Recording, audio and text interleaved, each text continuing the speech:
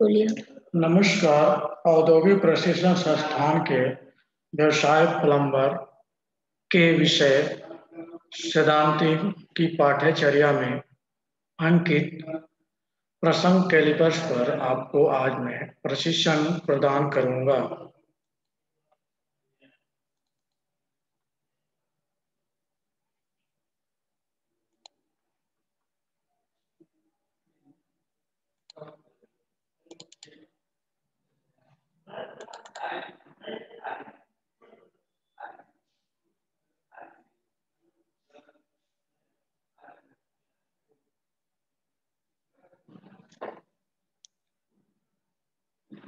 Callipers प्रशिक्षण का सारांश। कैलिपर्स कैलिपर्स के प्रकार: गुनिया, ट्राई स्क्वायर के प्रकार, वर्नियर कैलिपर, माइक्रोमीटर, गहराई गेज, गहराई माइक्रोमीटर, वर्नियर ऊंचाई गेज, मानक तार गेज, पिलर गेज, मार्किंग औजार, मार्किंग और layout table, surface plate, code plate के प्रकार। सावधानियां। कैलिपर्स के बारे में बताते हैं। यह एक अप्रैस मापी औजार है। इसका प्रयोग जाप की लंबाई, चौड़ाई, मोटाई अथवा व्यास आदि के लिए किया जाता है। इसका प्रयोग स्टील की सहायता से किया जाता है। कैलिपर प्रायः हाई कार्बन स्टील या मृद इस्पात से बनाए जाते हैं। माइल्ड स्टील से बने कैलिपर के सिरे को केस हार्ड किया जाता है। कैलिपर का साइज लैग के पॉइंट के रिवेट के माध्यम तक लेते हैं। कैलिपर के प्रकार: कैलिपर निम्न प्रकार के होते हैं। ज्वाइंट के अनुसार कैलिपर दो प्रकार के होते हैं। पहला है फर्म ज्वाइंट कैलिपर।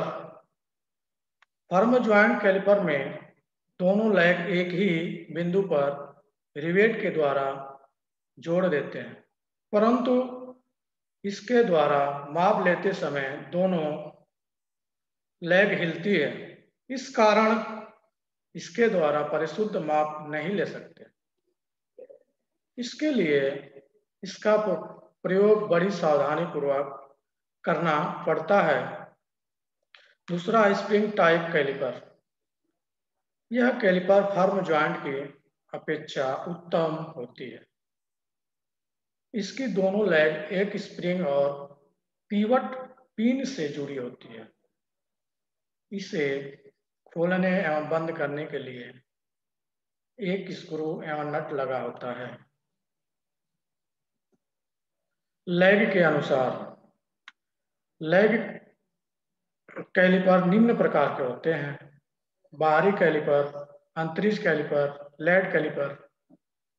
बाहरी कैलिपर के बारे में बताते हैं पहले। इस कैलिपर का प्रयोग बाहरी माप लेने के लिए किया जाता है। इसके द्वारा जाब की लंबाई, चौड़ाई, व्यास आदि को मापा जाता है। इसकी दो लैग होती है जो बाहरी की तरह मुड़कर सिरों को अंदर की ओर मिला देते हैं। इसके द्वारा माप लेते समय स्टील रूल का आवश्यक होना है। अंतरिक्ष कैलिपर के बारे में बताते हैं। जाब की भीतरी माप या गैस की चौड़ाई या भीतरी व्यास मापने के लिए इस कैलिपर का प्रयोग किया जाता है। इसकी लैग के सिरे 45 डिग्री के कोण पर मुड़े होते हैं। इसके द्वारा माप लेते समय भी स्टील रूल की आवश्यकता होती है। तीसरा, 8 लैग कैलिपर के बारे में बताते हैं। इस कैलिपर की एक लैग सीधी एवं नोकदार होती है तथा दूसरी लैग 45 अंश के कोण पर अंदर की तरह मुड़ी होती है। इसका प्रयोग समांतर लाइन खींचने या गोल जाब का सेंटर निकालने के लिए किया जाता है। इसे जेनी कैलिपर भी के नाम से कहा जाता है। गुनिया, यह एक प्रकार का मार्किंग और चेकिंग टूल है। इसका प्रयोग सरफेस को जांचने के लिए तथा संपूर्ण भुजाओं को चेक करने के लिए होता है। इसे उच्च कार्बन इस्पात से एक पत्ती जिसे ब्लेड कहते हैं, मृद इस्पात अथवा ढलवा लोहा के स्टोक को 90 अंश के कोण पर जोड़कर बनाया जाता है। ये साइज के अनुसार 100 मिमी से 300 मिमी तक लाए जाते हैं। ट्राई स्क्वायर का साइज इसके ब्लेड की लंबाई से लिया जाता है। यह लंबाई स्टॉक की भीतरी सिरे से ब्लेड के अंतिम सिरे तक की दूरी होती है। इसमें भी दो भाग होते हैं। पहला होता है स्टॉक या बीम, दूसरा होता है ब्लेड। ट्राई स्क्वायर के प्रकार। कार्य के अनुसार ट्राई स्क्वायर 3 प्रकार के होते हैं। पहला है एल स्क्वायर, दूसरा है ट्राई स्क्वायर और तीसरा है इंजीनियर्स ट्राई स्क्वायर। पहले हम एल स्क्वायर के बारे में बताते हैं। यह एक मृद इस्पात का बना होता है। यह 1.5 मिमी मोटा, 30 से 50 मिमी चौड़ा होता है। 150 से 200 मिमी तक लंबा भी होता है।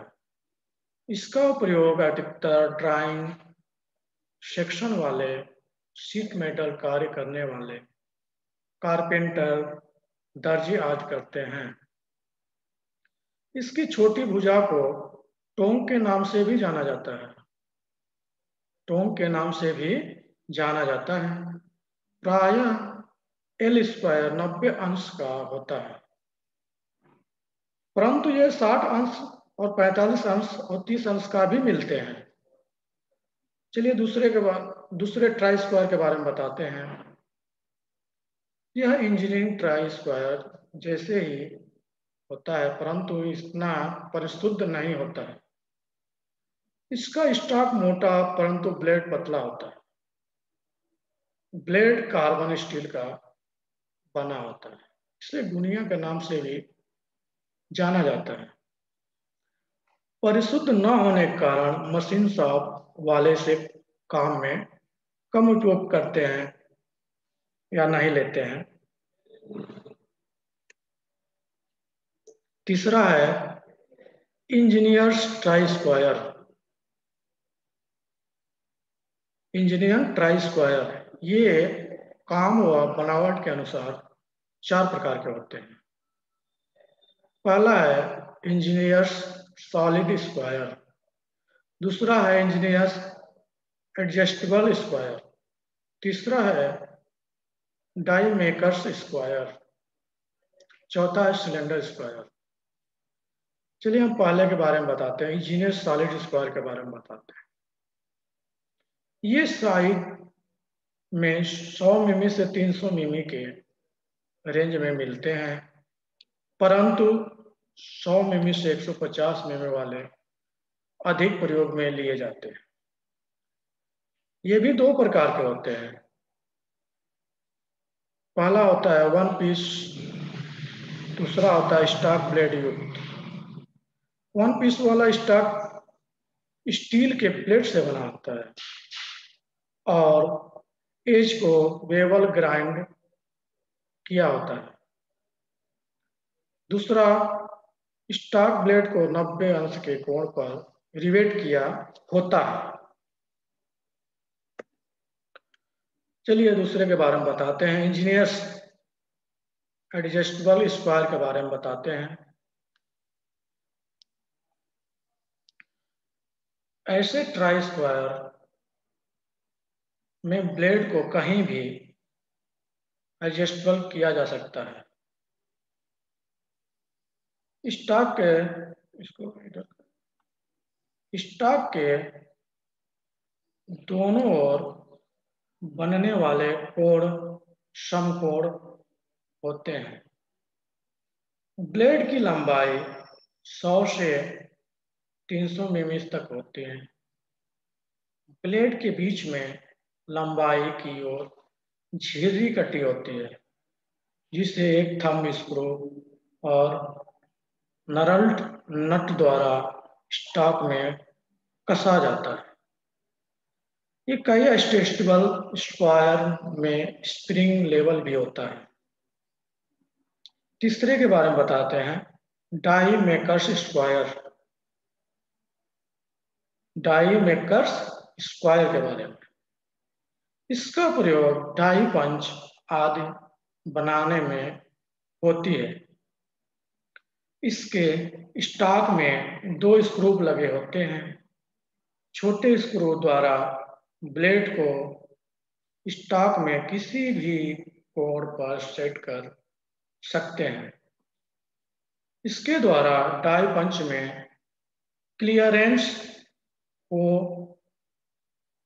कोण की जांच की जा सकती है। इसमें भी 4 ब्लेड लगे होते हैं। इसमें भी 4 ब्लेड लगे होते हैं। पहला है stunt blade, bevel blade, narrow blade, offset blade.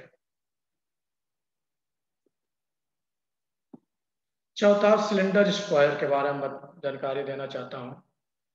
इस प्रकार के स्क्वायर कब मिलते हैं? इनका उपयोग इंस्पेक्शन कार्यों के लिए होता है। सरफेस प्लेट व मार्किंग प्लेट पर इनका प्रयोग होता है। यह हार्ड किए गए माइल्ड स्टील के बने होते हैं। इसकी फेस व सिलेंडर सतह समकोण पर ग्राइंड की होती है।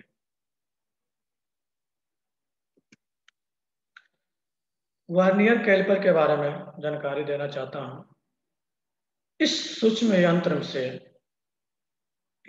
यंत्र से बाहरी और आंतरिक माप ली जाती है। इसमें 2 स्केल होते हैं। एक एल आकार के फ्रेम पर चिन्हित होती है और दूसरी चलायमान जाव पर चिन्हित होती है। इसे वर्नियर हेड कहते हैं। घूमने वाले जाव को किसी भी स्थिति में लॉक किया जाता है।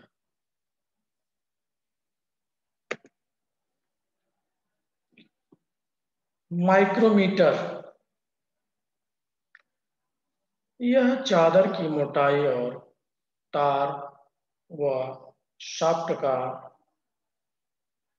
बाहरी व्यास मापने के काम आता है। गहराई गेज के बारे में जानकारी देना चाहिए। यह छेदों की गहराई मापने में काम आता है। इसमें भी वर्नियर स्केल होती है।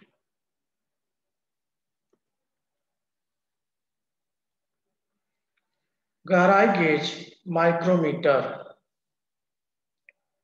गहराई गेज माइक्रोमीटर के सिद्धांत पर आधारित होते हैं। इससे सामान्य सतह से छेद की गहराई मापी जाती है। अगला हेडिंग है वर्नियर ऊंचाई गेज। इसमें चपटी मोटी पत्ती पर वर्नियर हेड चलता है। इसमें सूक्ष्म कंट्रोल हेड से समायोजन किया जाता है। ऊंचाई मापने के लिए इसमें जा लगा होता है। मानक तार गेज। मानक तार गेज इस तार का व्यास और चादर की मोटाई मापी जाती है। फिलर गेज यह मेल खाने वाले सतहों के बीच अंतराल देखने के काम आता है।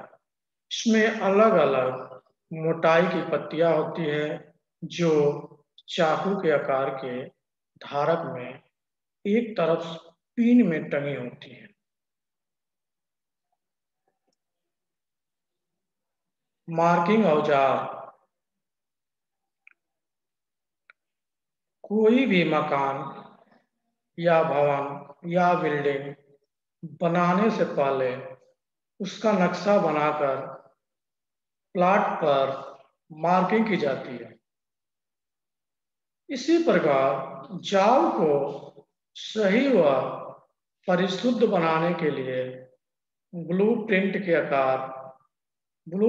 के अनुसार मार्किंग करने की क्रिया को लेआउट या मार्किंग कहते हैं।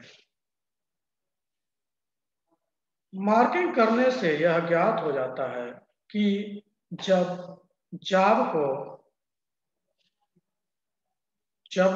को कहाँ से काटना है या ड्रिल कहाँ से करना है या फाइलिंग कहाँ करना है, अर्थात क्या क्या ऑपरेशन करना है।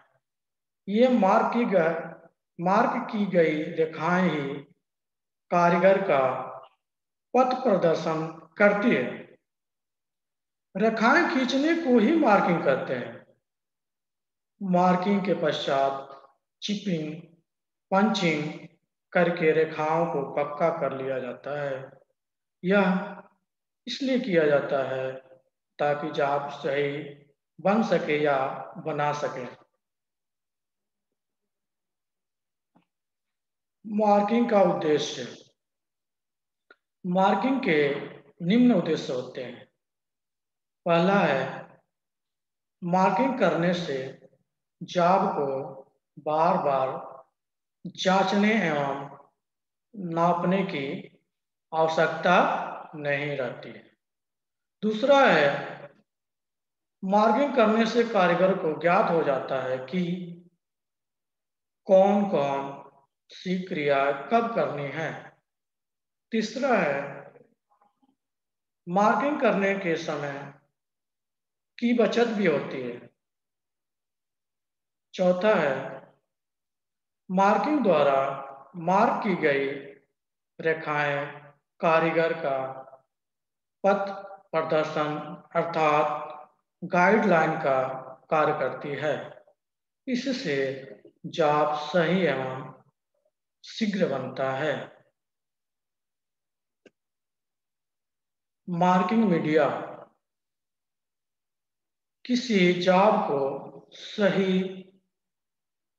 साइज बनने के लिए सही मार्किंग होना आवश्यक है। इसके लिए मार्किंग करने से पहले जाब की सतह पर इसके समान कोई पदार्थ या उपयुक्त रंग लगा दिया जाता है, जिसे मार्किंग मीडिया कहते हैं। मार्किंग मीडिया के रूप में धारण ब्लैक बोर्ड या चाक, लेआउट, डाई तथा नीले थोथे के घोल आदि का भी प्रयोग किया जाता है।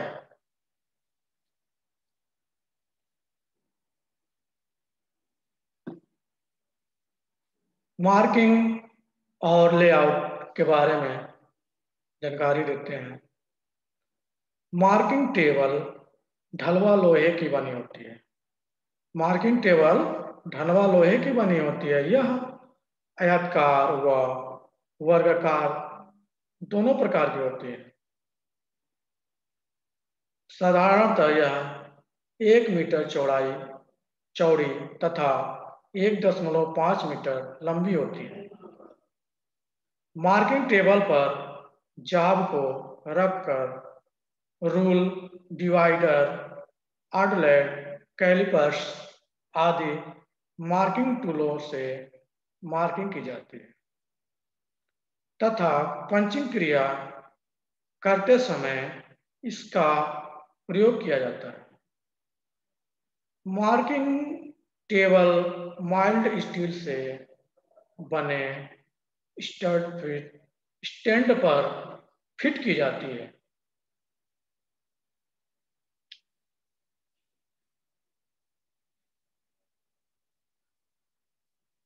Surface plate. Surface plate. Surface plate प्रायः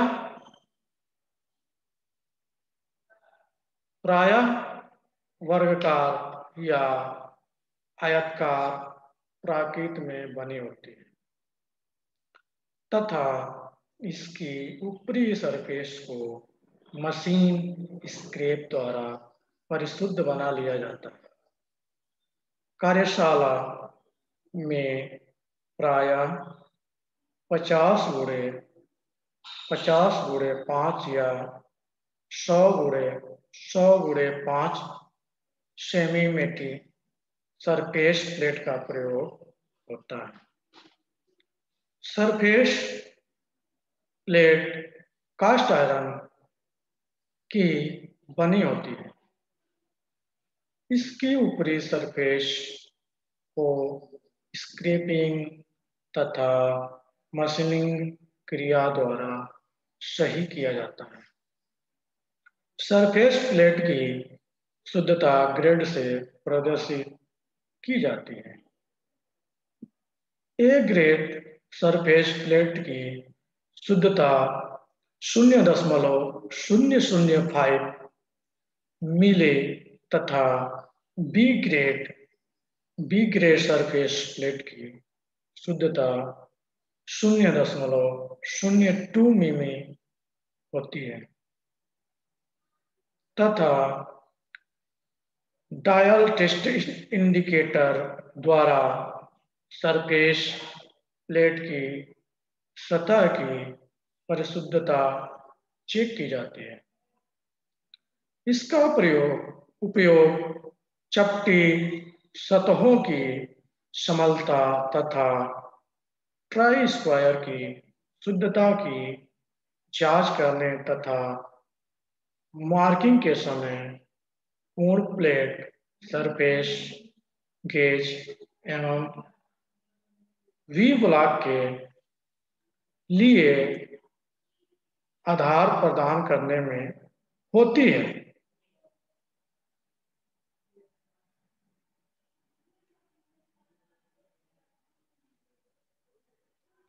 कोण प्लेट।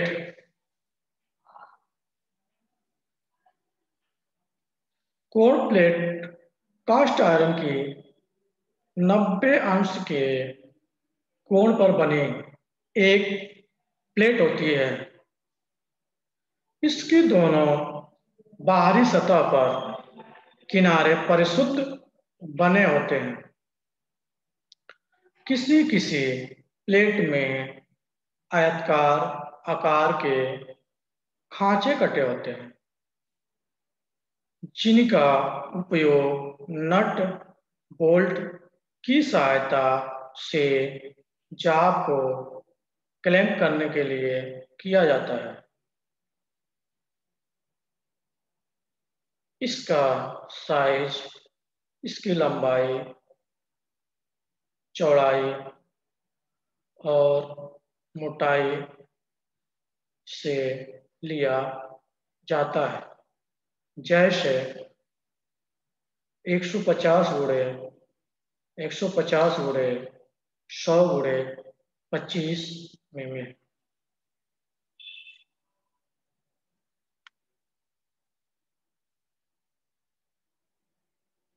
कोण प्लेट के प्रकार।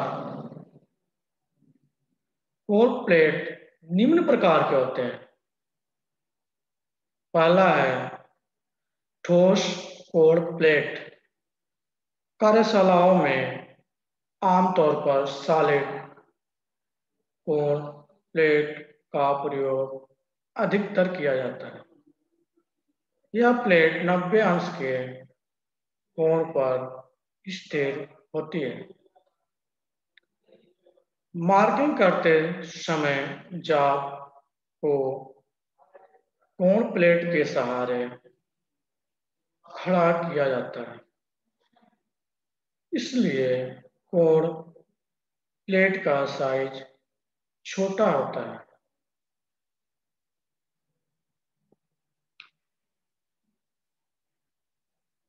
सावधानियां। कोण प्लेट से संबंधित सावधानियां निम्न प्रकार के होते हैं।